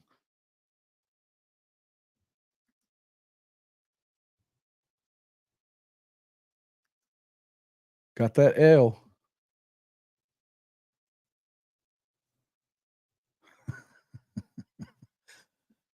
All those passing yards. 346, 2 interceptions, a fumble for Quinn. He only had to throw the 1 touchdown, but he had 285, 23 of 38, and then he also added 100 yards on the ground. Y'all couldn't stop the quarterback from getting 100 yards.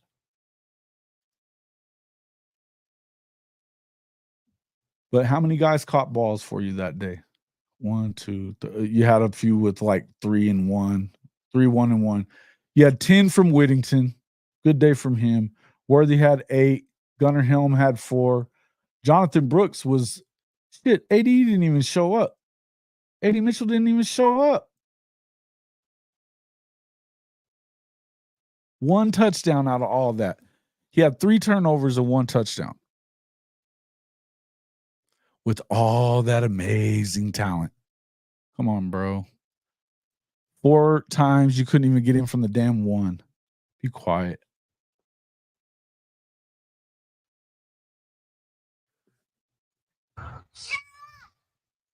Oh, dumbass.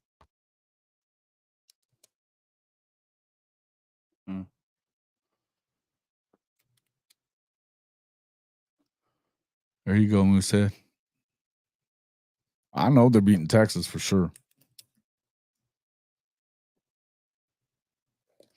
Yeah, it's a good question too. 200-yard guys in that game. So, what did it do for you? What did it do for you? You lost the game. And they were giving up those little easy underneath routes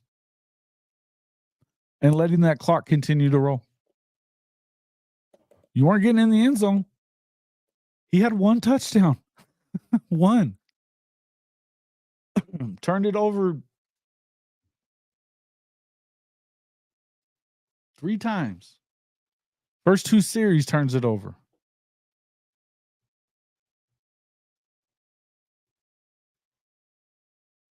Yeah.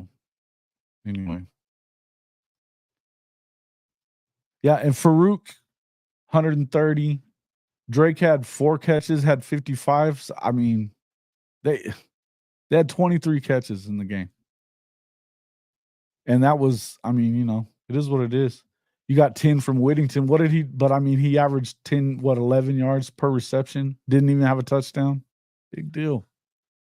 Same with Worthy. No touchdowns for Worthy. He ain't even that good, bro. And what did he do? And to be honest with you, that was your best player. I don't know why he didn't have the ball more.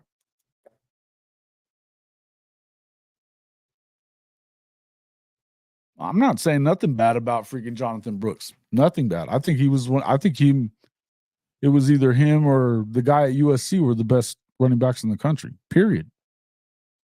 They were underutilized. It was too bad he got hurt.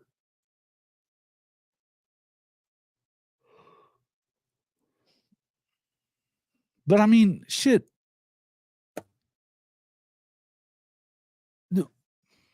Again, it's not like this was a new thing. Those guys, they had Roshan and Bichon the year before that and went 8-5. With Roshan and Bichon having a hell of a year. How can you really believe in Texas? I got to know, because there's no way y'all are better than you were last year. No freaking way. I'm not even saying this is a bad team. I'm saying you weren't as good as Oklahoma. You didn't put up you haven't averaged 40 yet under Sark.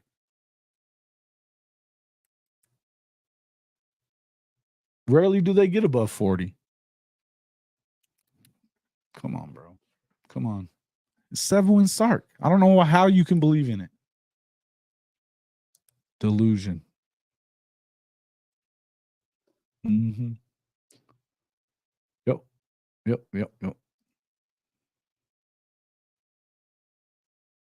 If it was a drink, we'd all be fucked up, Bevo drunk. Yeah, no doubt. Texas went to the playoffs and gagged their asses off with the most open path to a national championship of any Big 12 team ever in the playoff era. Gagged. On the 12-yard line, and they don't even go for the end zone. When they were getting gifted the game, and he didn't go get it. Man, they're sorry asses. You're just lucky that shit happened at the Okie Light game, because if it hadn't, you wouldn't have won the conference title. It is what it is. But hey, look, you've got the easy road this year. Let's see, when you don't do it, I bet you don't ever come back and talk again. I bet you never come back and talk to me again. The brand has finally returned. Your brand. And there it is.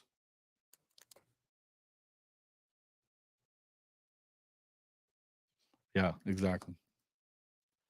They're not winning 10. There's no fucking way. At best, they go 8-4. Watch. There's no way they win 10. And once the losing starts, they'll fall apart. They're not used to this. It's kind of like Missouri, not used to success. They're used to blowing it. This is what they do. Mm-hmm. Yep. Appreciate it, Sean. You're right.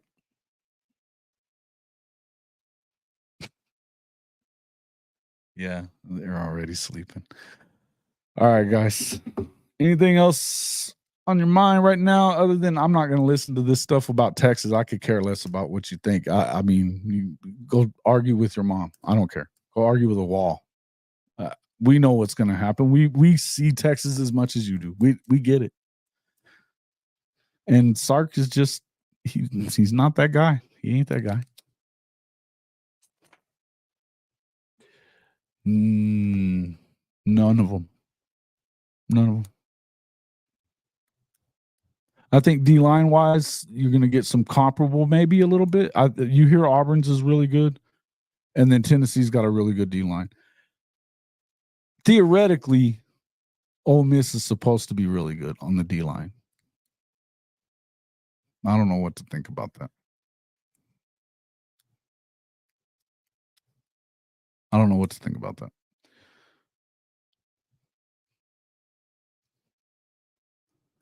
Yep. Chicken tell them. That's Yep. Yeah, I said they lost their best talent and their best coach. Seriously. I gave you credit again earlier, Chicken. Knows that it was probably one of the smartest takes that I've heard about what's going on with them, period.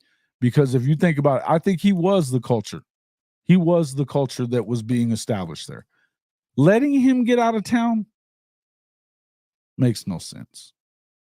I don't care if he wanted to go or not. I mean, you should have, if you were going to overspend, that's where you should have overspent. Keeping his ass in town because you needed him. He took 2 3-star guys and turned them into first and second round picks. And I mean, early second round was Sweat, right? Wild shit.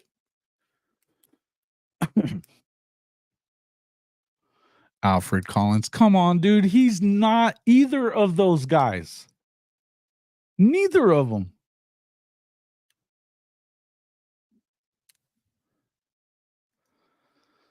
Yeah. Except for JD. Except for JD. We'll eat Bevo. I will eat Bevo. Yeah. They're gonna get 8 2 weeks in a row. Hey man, how was that? Nice. Yeah, so it's at least 6 at least. So you got G Baby, obviously DJ Terry, Dominic Williams. Those are like your kind of projected starter guys or whatever. Then of course that's 3, and then you've got Jackson and Stone, and then you also have the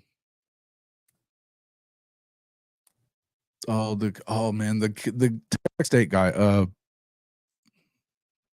Damn it, why am I forgetting his name? I'll get it. I'm sure I have it here. Maybe.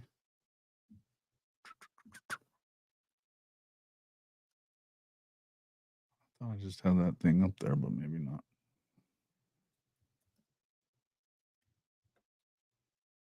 So yeah, at least it's 6 at least, and then that's not including Ashton Champ Sanders. That's not including Nigel Smith at all in it, which I think that he's definitely been showing.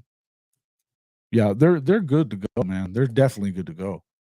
It's just a matter of how deep they go with it. But I think you're probably going to see Nigel probably playing more on the edge, is what it sounds like.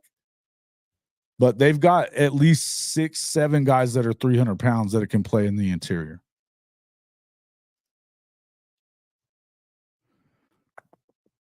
Yeah, they've got 7. They're showing 7 in the nose tackle.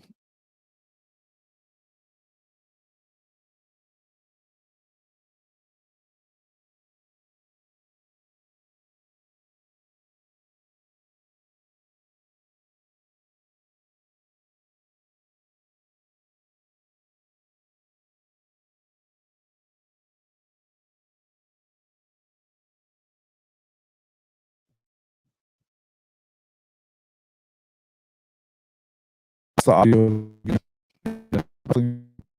Shut it down. I don't see what's going on with this. I may need to up. I don't know what's going on. Might be having some.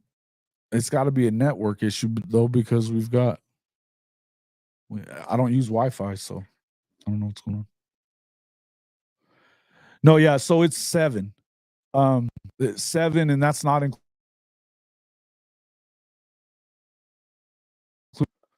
on the edges if they're going to use him much this year. But and the same with Danny Okoye, and they're at the same number there.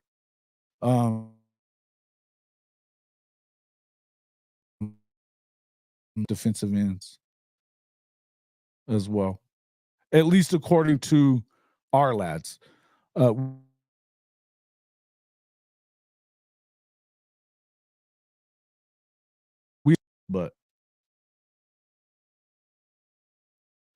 But Caden Woolard, man, I mean, he's going to be that guy.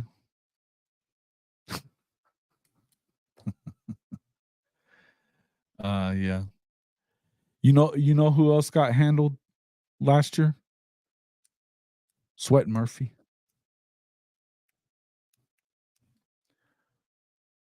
Whatever, bro. Dominic Williams has played in a national championship game, unlike Sweat Murphy.